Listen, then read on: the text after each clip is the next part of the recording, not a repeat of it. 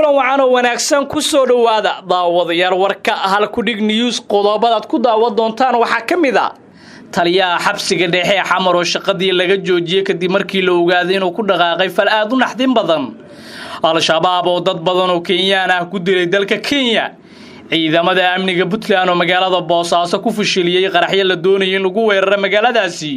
si aad weesho wax kasto aan janaalkan soo gelino taariikhdu waxay tahay 18 bisha 12 December sanadka 2019 intaad maqasheen oo faahfaahsan ku soo dhawaada daawadayaal markaan aan ku bilowna Muqdisho taliska ciidanka asluubta Soomaaliyeed ayaa maanta shaaciyay shaqadii laga joojiyay taliyaha xabsiga dhexe xamar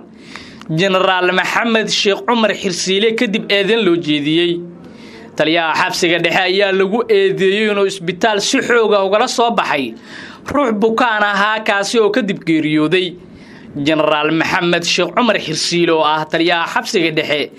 ayaa isaga oo ka jawaabayay eedeynta loo jeediyay sheegay in ruuxaas uu ku xukunaa 8 sano oo xabsi ah si qaldanna looga saaray isbitaal ku yaala xabsiga dhexe isla markaana la geeyay isbitaal si gaar ah loo leeyahay halkaas oo wax ka yar 40 daqiiqo uu sheegay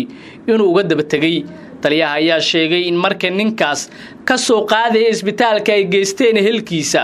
uu toos u geeyay isbitaal Martiine ee magaalada Muqdisho isagoo 2 maalin kadib halkaas ku geeriyooday afhayeenka ciidanka asluubta Soomaaliyeed oo warbaahinta kula hadlay magaalada Muqdisho ayaa sheegay in shaqada laga joojiyay taliyaha xabsiga dhexe isla markaana la baarayo sida uu u dhacay kiiska loo haysto ruuxa bukaanka ah xabsiga ku geeriyooday ayaa waxa lagu magacaabi jiray Xasan Kurtun Calasow waxaana eheladiisa ay sheegeen meedkiisa la aasi doonin ilaa inta cadaaladda ka helayaan maalintii shalay ahayd qoyska bukaanka muuqaal ka soo duubayay marka uu taliyaha falkan sameeyay ayaa muuqaalka ka dhex sheegay in waqtigaas inuu taliyaha awood u sheeganayo isla markaasna uu isaga qaadi doono mas'uuliyadda bukaankan haddii uu dhinto qoyska marxuumkan ayaa dawladda Soomaaliya ka codsaday in la soo qabto taliye Xirsiile isla markaasna laga qaado garaadaha u xiran lagana qaado magdhow marxuumka geeriyooday ayaa ku xukunaa ilaa 8 sano wuxuuna xabsiga ku jiray muddo 3 sano iyo bilooyin ah markaana dalka Kenya dagaalamayaasha al-shabaab ayaa deegaan duleedka ka ah magaalada Gaarisa ku laayay dad badan oo Kenyaan ah kooxda al-shabaab ayaa ka hadashay weerar qorsheysan oo mar kale ka fulisay gobolka Waqooyi Bari ee dalka Kenya warka soo baxay al-shabaab isla markaana lagu baahiyay baraha bulshada ee internetka ayaa lagu sheegay in weerarkaasi oo ka dhacay tuulada Harbuul oo qiyaastii 53 kiiloomitir u jirta magaalada Gaarisa lagu qaaday shaqaale ka tirsanaa xukuumadda Nairobi warka soo baxay al-shabaab isla markaana lagu baahiyay baraha bulshada ee internetka ayaa lagu sheegay in weerarkaasi oo ka dhacay tuulada Harbuul oo qiyaastii 53 kiiloomitir u jirta magaalada Gaarisa lagu qaaday shaqaale ka tirsanaa xukuumadda Nairobi sidoo kale qoraalka ayaa lagu sheegay in halkaasi lagu dilay ugu yaraan ilaa 11 qof oo Kirishtaan ahaa 9 qof oo Silibiyiin Kenyaan ah kana mid ahaa shaqaalaha dawladda Kenya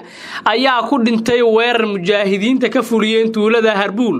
oo qiyaastii 53 kiiloomitir u jirta magaalada Gaarisa ee gobolka Waqooyi Bari ee dalka Kenya ayaa lagu yiri war qoraal ah oo ka soo baxay dhaqdhaqaaqa al-shabaab dhinaca kale ma jiro ilaa haatan wax hadal ah oo ka soo baxay dawladda Kenya oo ku aadan weerarkaasi inta badan kooxda al-shabaab ayaa weerar ka fulisay gudaha dalka Kenya gaar ahaan deegaanada ku dhow xadka Soomaaliya dhawaan ay ahayd markii weerar dhabagal ahaa oo ay ku qaaday al-shabaab gaari bas ah ay ku dishay 11 qof oo Kenyaan ahaa kuna jireen saraakiil ka tirsanaa ciidanka booliska dalkaasi daawadayaal waa naga inta warkaad kala socoteen hal ku dhig news haddii aad ugu cusub tahay fadlan daawada subscribe channelkan